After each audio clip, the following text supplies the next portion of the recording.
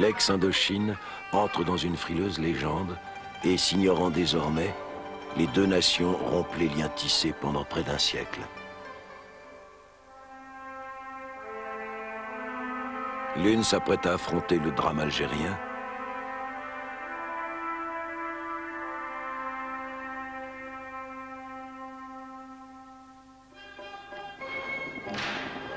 l'autre à affronter le Sud-Vietnam et les États-Unis dans une nouvelle guerre interminable.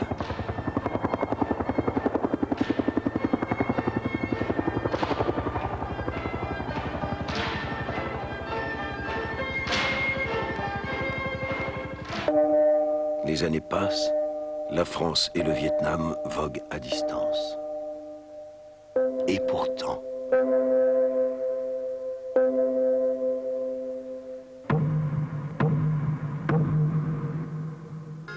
Quên thanh lạ đợi chờ ai.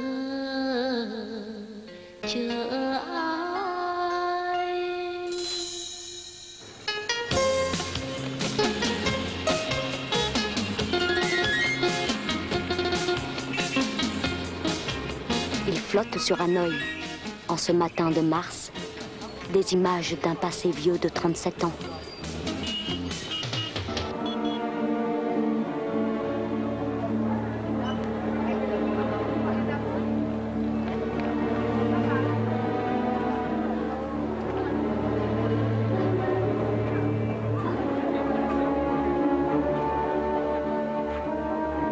La petite colonie française.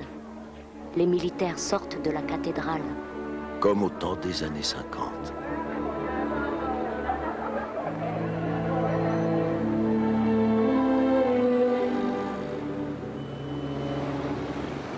Les voitures officielles s'arrêtent devant le théâtre. Comme au temps des années 50.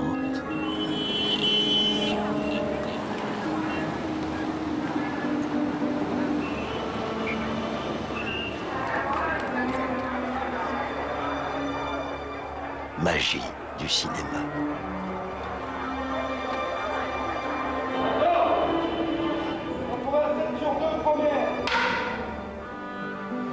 Les Dakota et les DC-6 ont retrouvé les pistes de l'aéroport.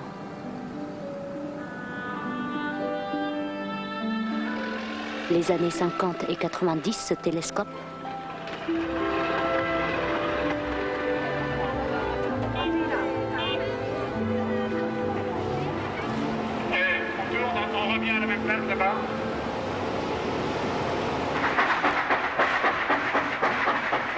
Le pont Paul Doumer, merveille technique de Gustave Eiffel, si longtemps sous la surveillance des sentinelles du corps expéditionnaire, au temps de la guerre et de la discorde, n'en croit pas ces vieilles poutrelles. Les hommes des Bawan, les autochtones parachutistes, servant aux côtés des Français, sont réapparus dans les rues.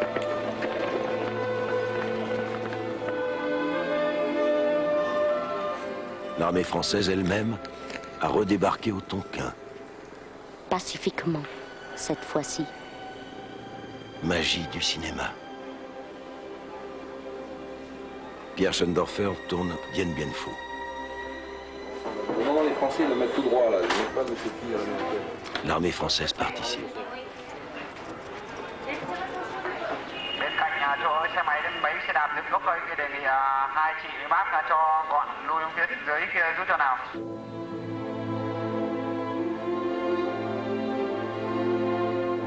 Une entreprise délicate, obligeant les petits-fils des adversaires, au-delà de leur premier face-à-face, à redonner vie prochainement, sans haine et sans arrière-pensée, à une bataille que les anciens se sont livrés et n'ont jamais oubliée. On ne peut pas oublier. Serge Fantinel, sergent dans les tirailleurs, 22 ans à Dien Bien Phu. On a vécu trop de moments Geneviève de Galard, moments dramatiques. convoyeuse de l'air, infirmière à Dien Bien Phu. D'exemples de courage. Ça, c'est des moments qui ne peuvent pas s'oublier. Herbert Blayer, sergent-chef dans la Légion, 28 ans. Dien Bien Phu même, on ne peut pas l'oublier. André Mangel, sous-lieutenant dans les chars, 22 ans. Bon, je suis aujourd'hui encore le sous-lieutenant Mangel de Dien Bien Phu. Je ne suis pas le général Mangel. Mon avion est abattu le jour de la chute de Dien Bien Phu, c'est-à-dire le 8 mai. Jean Carpentier, second maître dans l'aéronaval, 22 ans. Oh, ça ne peut pas s'oublier. Ça laisse de tels souvenirs d'angoisse. Daniel Camus, reporter de guerre, 24 ans à Dien Bien Phu. Les mots partent, mais les souvenirs restent. Jean-Louis Fong, Ceux qui l'ont vécu, mais ne peuvent l'oublier. sergent dans un Bawan, 22 ans à Dien Bien Phu. On n'attendait que la fin. Que ça s'arrête, que ce soit pour eux ou pour nous, mais que ça s'arrête cette tuerie. Raymond Lebrenne, parachutiste première classe, 24 ans. J'étais au 8e choc comme parachutiste. J'ai été blessé le 5 avril 1954 à Huguette 6. Et quelque chose me disait toujours, mais je crois, Lebrenne, tu mourras pas là. Tu mourras pas là, puisque t'es pas chez toi. J'ai dit, tu te lèves, et il était mort. Il est mort le long de mon dos la nuit. Je pense sans que je m'en rende compte, sans un cri. Il y a des types qui savaient être discrets, même jusque dans leur mort. Robert Blondeau, caporal-chef au groupe mobile Taille, 22 ans à Dien Bien Phu. C'est une leçon, et quand on sort de là-dedans, on sort plus tout à fait comme avant. Ça, c'est certain. Henri Prémilleux, médecin-lieutenant, 26 ans. On a tout fait pour oublier Dien Bien Phu. Mais la mémoire de tous ceux qui sont morts entre nos mains, on est obligé d'en parler, pour eux, pour leur famille. On nous amenait les blessés à l'aube quand les combats ralentissaient et qu'on pouvait les brancarder. Et alors là, l'antenne était envahie en quelques secondes. L'antenne était traversée par un long boyau boueux, très étroit, qui était plein de brancards. Béatrice, c'était un charnier. Gabriel, c'était un charnier. Dominicain était tombé. Elianin était tombé. C'était des lieux de combat. Ça n'était plus le nom de femme. Paul Beaujard, lieutenant sur B-26, 25 ans à Dien Bien Phu. Le moment crucial est ce qu'on appelle la course de bombardement, pendant laquelle il faut maintenir le cap inexorablement pendant 1 à 2 minutes, et période pendant laquelle on savait très bien que la DCA nous avait repéré, ajusté ses tirs et donc était risqué. J'ai été touché au-dessus de la cuvette, donc avion en flammes, on a sauté en parachute, on a été pris par des paysans armés qui nous ont attachés les mains derrière le dos, un nœud coulant autour du cou. Ensuite, j'ai rejoint la colonne et je suis allé jusqu'au camp numéro 1 avec tous les officiers de Dien Bien Phu. Un jeune légionnaire de 19 ans qui avait perdu les 2 bras et une jambe et qui, lorsqu'il a été un petit peu mieux, a voulu venir respirer un petit peu d'air au bout du couloir et s'est appuyé de son moignon sur mon épaule et de son unique jambe a sauté à cloche-pied jusqu'au bout du couloir, en me disant, quand la guerre sera finie, Geneviève, je vous emmènerai danser.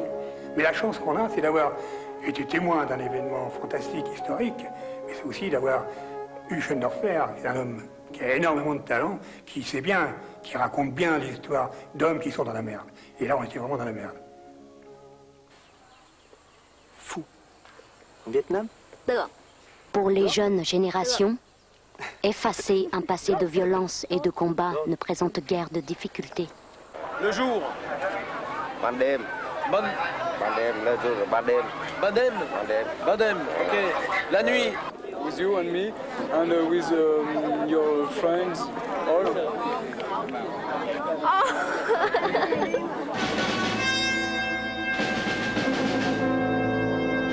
Choisis pour participer au tournage, ils appartiennent à ces régiments qui s'illustrèrent au printemps 54. Au-delà du symbole, n'est-ce pas la volonté délibérée de faire revivre aux héritiers le drame de Dien Bien Phu, pour aider une vieille déchirure à mieux cicatriser?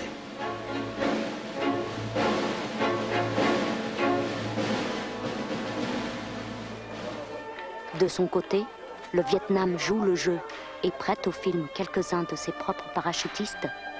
Ils incarneront les hommes des Bawan. Plus remarquable encore, 4000 hommes de l'armée populaire du Vietnam vont endosser la tenue des fameux Bo Doi,